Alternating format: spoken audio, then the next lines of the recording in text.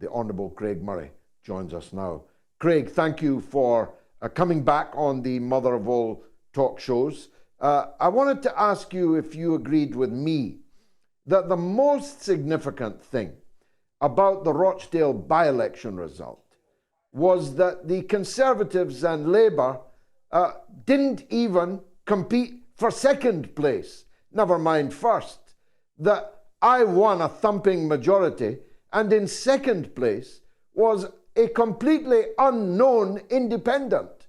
Unknown outside Rochdale. He's an estimable figure in Rochdale, but he didn't figure in the bookies' odds. He wasn't featured in a single one of the pre-election day coverage in any of the features on broadcast or print media, yet he came second. The Tories were a miserable third, and Labour, I think, came fifth, if not sixth.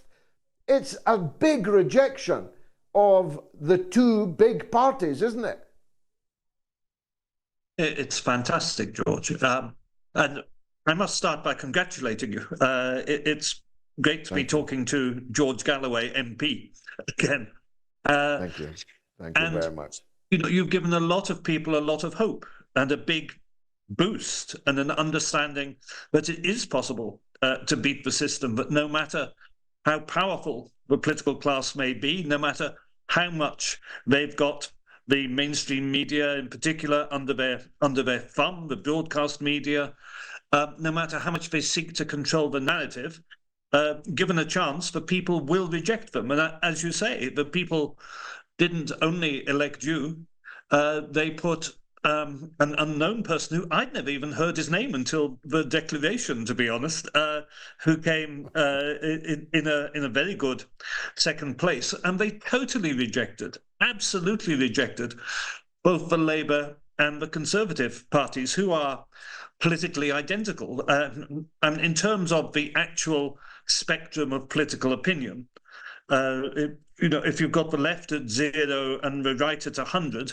as your measure of political opinion, then the Labour Party is at 68 and the Tory Party is at 72. That's the kind of range of possible political opinion people have a choice of in the party system, and it's hopefully a harbinger that we can take on from by-elections and into the forthcoming general election, with more people having the chance to reject the two parties. I think that's what we have to hope will happen. The little stunt I said that Sunak pulled, flying on an RAF jet from Aberdeen to London, for using state resources for what was to be an obviously party political stunt outside Number 10. It was alarming, I might even say beyond alarming, in its content, didn't you think? I thought it was hilarious. I thought Sunak should be praised for entertaining the nation with his statement that there is a huge danger to democracy, and the danger to democracy is people voting. People must not be allowed to vote the way the establishment doesn't want them to vote. Otherwise, democracy is in danger, because democracy can only be voting for the establishment, and anything else is a threat. So the forms of democratic activity, the normal forms of democratic activity, like leafleting or rallying, demonstrating to show what you believe in, attempting to convince people by argument, and even standing for election, those are all portrayed as being anti-democratic. It's all well on stilts. It's absolutely astonishing. And it is sinister. And of course, it's extremely sinister that the state is declaring its intention almost to cut back democracy or to reduce the space for argument. It was hard to believe what he means by it, unless he means that in some way people should be prevented from protesting or prevented from standing for election if they have the wrong views. It's hard to understand what he actually means as a consequence of what he was saying. But on the other hand, it was so pathetic in its delivery that it's very hard not to laugh at it. And my feeling is that the majority of the British population are laughing at Sunak tonight. It's not, they're not going along with his nonsense. Although it was carefully coordinated with the media, I can testify to that. There was I thinking I was about to have a victory party when suddenly the entire British media came in with their cameras pointing like machine guns, faces like thunder, and sonorously asked me if this was not a dire emergency, that the people had voted the way they had. And then I picked up the newspapers on Saturday. I very rarely buy newspapers now. I don't like trees being cut down needlessly. But I bought them so I could spread them all out on the floor. And it was a tidal wave of anti-Muslim hatred, Craig. No, I think this was always going to have to be the result. They found that the popular resistance to the genocide of the Palestinians is something they didn't expect. And the reason they didn't anticipate it is, as you know very well, most of the political and media class are sociopaths. They actually don't care about society at all. They only care about themselves. So they can't understand. They literally cannot empathize. Someone like Keir Starmer cannot understand. But ordinary people are genuinely concerned about the massacre of Palestinian children, because ordinary people don't want children massacred. And that may sound axiomatic to you or me, but it's very, very hard for these sociopaths to get into their heads that the opposition to what they are doing is a general and natural reaction of the majority of the population. So they've lost control of the narrative big time. And the reaction to that on their part was always to be to stoke up Islamophobia. And that we're seeing that in a big way.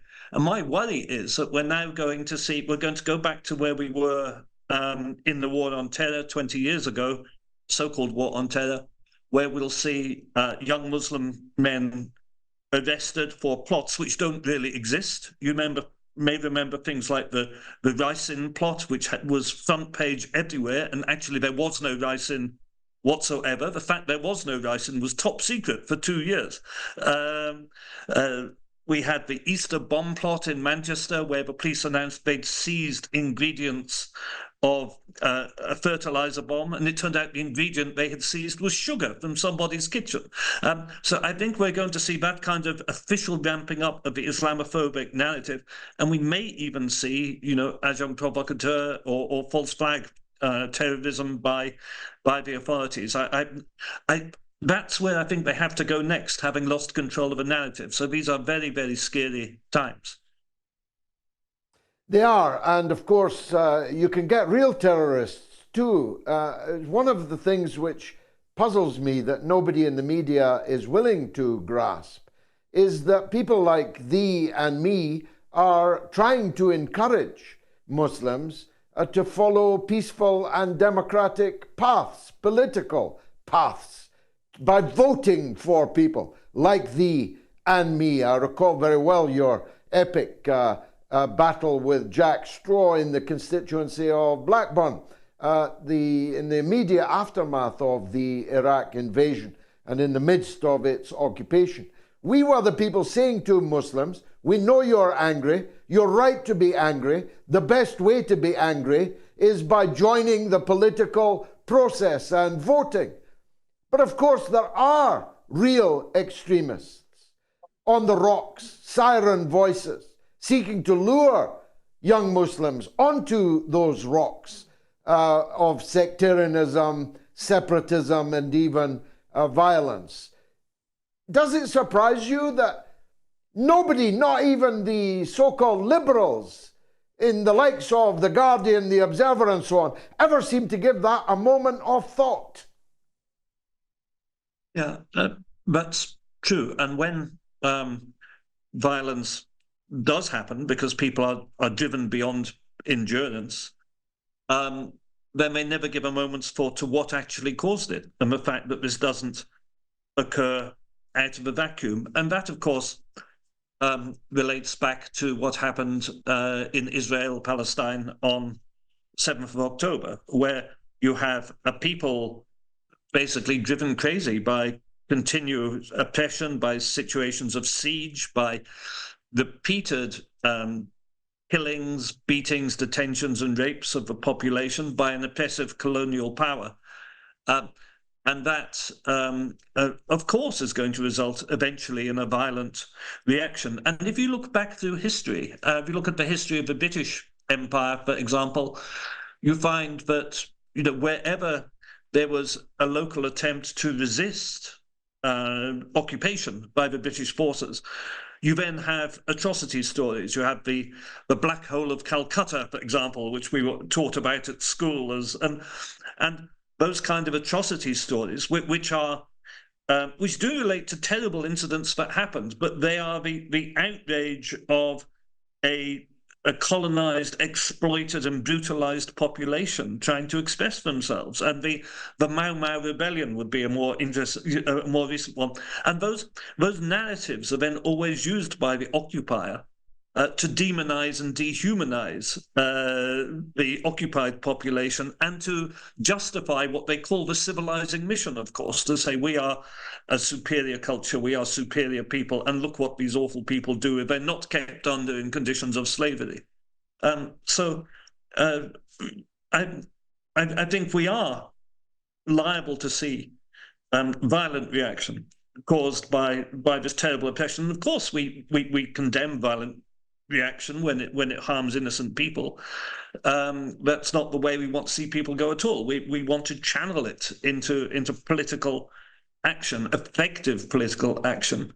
But the causes of the violence are never ever addressed by the liberal media. Finally, Craig, in your long experience, have you ever found a conundrum like this one? Israel is invading and has long been besieging the Gaza Strip, courtesy of the United States of America. American weapons, American money, American diplomatic and UN cover, vetoes, and all the rest. And the same power which pays for and facilitates all of that then drops the equivalent of one packed lunch per person for one day by parachute from their own aircraft. Because that's what happened yesterday, wasn't it, in Gaza? Biden broke the siege, which he himself is maintaining, and only for the photographs. Yeah, it wasn't a serious attempt to maintain the siege at all, and it would only be a packed lunch for a small proportion of the Gazan population. And it would be interesting to know how many of those planes which were dropping the packed lunches had previously been used to actually carry the bombs to Israel, because I think you'll probably find that some of those actual same planes had carried the bombs and shells but were killing the people who now they were giving a packed lunch. So the whole thing is utterly obscene. I mean, that was a PR exercise to try to reduce the anger of his own population towards Biden at his support for genocide. And it's a kind of sickening hypocrisy, a sickening hypocrisy. And today we have yet more massacre, yet more killing, and there's no sign of an end to it, unfortunately. Honourable Craig Murray, as always, thank you for your wisdom here on the Mother of All Talk Shows.